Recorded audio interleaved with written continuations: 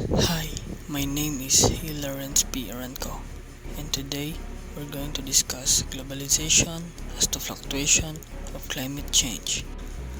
Globalization, which is partly synonymous with rising international trade, has fostered the rapid production, trade, and consumption of material goods in unprecedented quantities.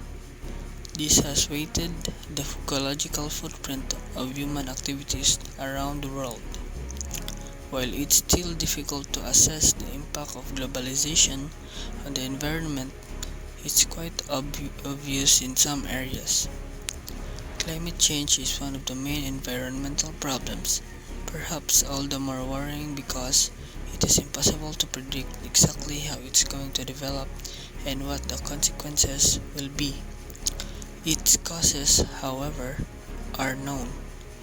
Climate change stems mostly from the greenhouse effect, meaning the excessive retention of solar energy in the atmosphere due to an accumulation of certain gases, particularly CO2 or carbon dioxide. Points arguments.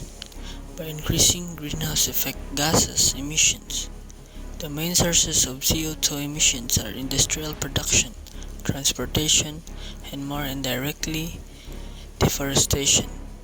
These three human activities exist independently of globalization, but their considerable development during the 20th century, and in particular in recent decades, is partly linked to accelerate globalization. Number 1. Globalization promotes CO2 emissions from transport. As critical drivers of globalization, transport systems have multiplied alongside international trade.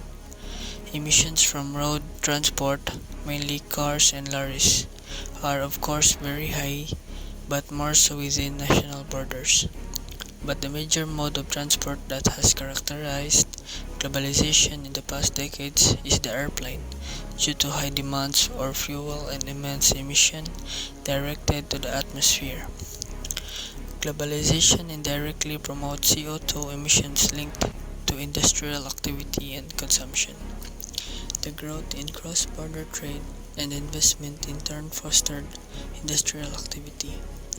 This is often a major source of GHG emission or greenhouse effect emissions, as in the case of electricity generation, which still largely involve burning coal, oil, and derivatives.